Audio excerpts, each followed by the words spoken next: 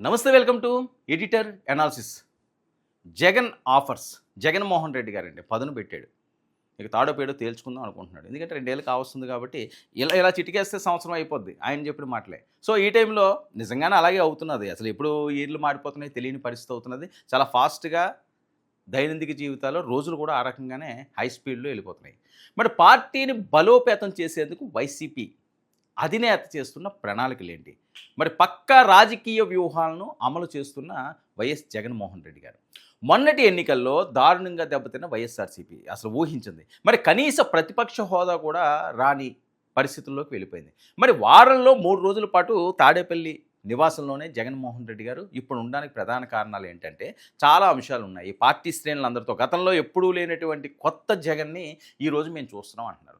4 రోజులు బెంగళూరులోని యలహంక ప్యాలెస్లో ఆయన ఉంటున్నాడు. తర్వాత ఇక్కడికి వచ్చి ఉంటున్నాడు. మరి అక్కడి నుంచి కూడా రాజకీయ వ్యూహాలను ఆయన అమలు చేస్తున్నాడు. మరి అనుబంధ సంఘాల్లో భారీగా నియామకాలు ఇప్పుడు చేపట్టాడండి.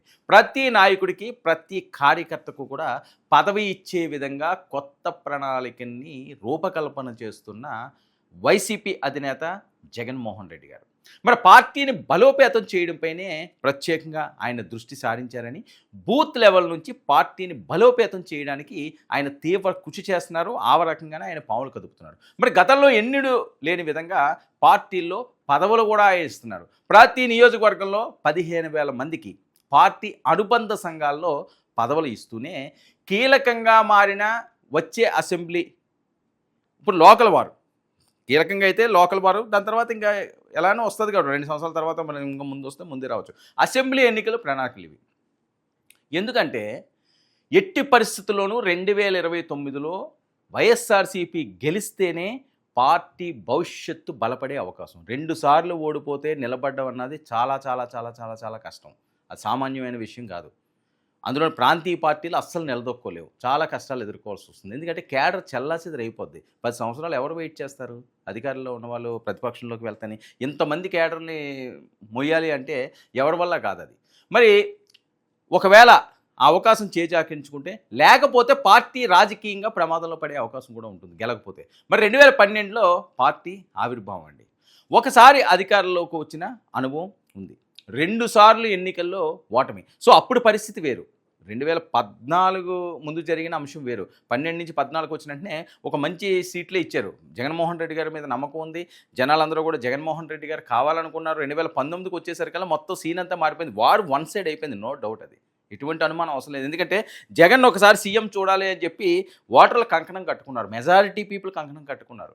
కుల మతాలకి అతీతంగా అందరూ కూడా రాజశేఖర రెడ్డి గారు రా, బంగారులాంటి పాలన చేసేవాడు రా మహారాజు, వాళ్ళ కొడుకు ఒకసారి అవకాశం ఇద్దాడు రా, పిల్లడు రా, చిన్నపిల్లడు రోడ్ల మీద తిరుగుతున్నాడు రా, ఎన్ని కష్టాలు పడుతున్నాడు రా, పాపం జైలుకి వెళ్ళి వచ్చినా సరే ఎక్కడ భయపడలేదురా, ఇలాంటివంతా కూడా మొత్తం సింపతి అంతా కూడా జగన్ మీద కేంద్రీకృతం అయిపోయిందండి. ఆ టైంలో అద్భుతమైన విజయాన్ని సాధించారు. కానీ ఆ విజయాన్ని నిలబెట్టుకోలేకపోయారు. సరే, దానికి ఎన్నో కారణాలు.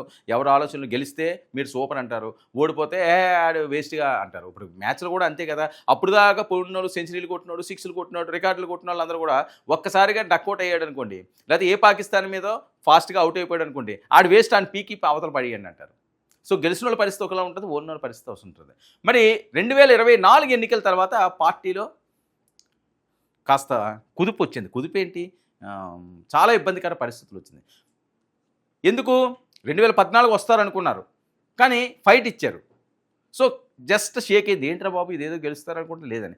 సో ఆయన అప్పుడు వదలలేదు. ప్రజల్లోకి వెళ్ళేందుకు ప్రత్యేక కార్యక్రమాలని రూపుదిద్దుకున్నాడు. కసిగా జనాల్లోకి వెళ్ళాడు.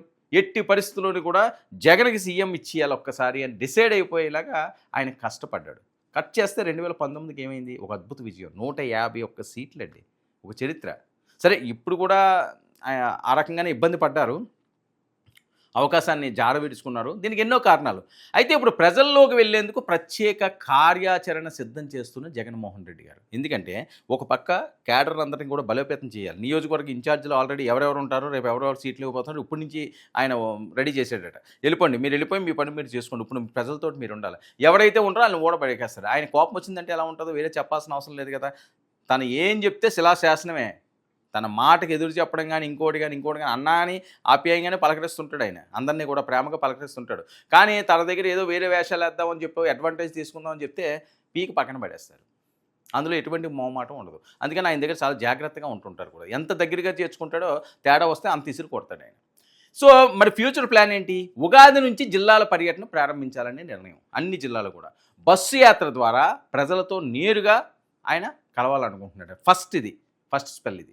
మరి ఉగాదికి ముందు అన్ని నిర్మాణాలను పూర్తి చేసి, అంటే ఈ క్యాడర్ని వీళ్ళందరినీ ఎక్కడెక్కడ పెట్టాలి ఏంటి అన్న దాని మీద ఆయన పూర్తి చేసి పర్యటనను విజయవంతం చేయాలని లక్ష్యం. ఎందుకంటే అక్కడ ఇన్ఛార్జీలు లేకపోతే ఎవరు చూస్తాడు? అది ఇన్ఛార్జీలు లేకపోతే ఎవరు చూస్తారు? అక్కడ ఎవరు చూసి వాళ్ళు ఉండరు. అందుకని ఇన్ఛార్జీలను ఏర్పాటు చేస్తారు.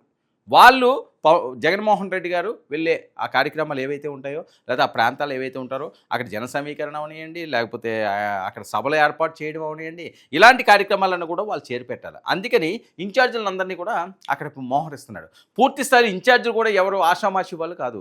ఎట్టి పరిస్థితుల్లోనే గెలిచి తీరాలి. గెలుపు గుర్రాలన్నింటినీ కూడా ఈయన లెక్క కట్టేటట్టు. ఈయన ఏదో బెంగళూరు వెళ్ళిపోయాడు, ఎంజాయ్ చేస్తున్నాడు, బెంగళూరు నుంచి ఏదో వస్తున్నాడు, వెళ్ళిపోతున్నాడు టూరిస్టులా అని చెప్పి ఎవరు కామెంట్లు చేసినా జగన్మోహన్ రెడ్డి గారు అంత ఈజీగా, అంత రిలాక్స్డ్ మోడ్ అయితే అతనికి ఉండదు. ఖచ్చితంగా తాడో పేడో తేల్చుకుందామని చూసే క్యారెక్టరే. గతం చెప్తున్న సత్యాలన్నీ కూడా ఇవి. సో అందుకని ఆయన దేని స్టైల్లో ఆయన రాజకీయాలు చేస్తున్నారు. ఒక లిస్టు ప్రిపేర్ చేశారు, ఇమీడియట్గా అది అనౌన్స్ చేస్తారట. ఈయన మరి ఉగాది నుంచి ఇక రంగంలోకి దిగబోతున్నారు. మరి ఏ రకంగా ఉండబోతున్నది? మరి ఎవరెవరికి జగన్మోహన్ రెడ్డి గారు ఆ బంపర్ ఆఫర్లు ఇస్తున్నారు? వైసీపీ శ్రేణుల్లోని అంతా కూడా దీని మీద చర్చ, తీవ్ర ఉత్కంఠగా మారుతున్న పరిస్థితి.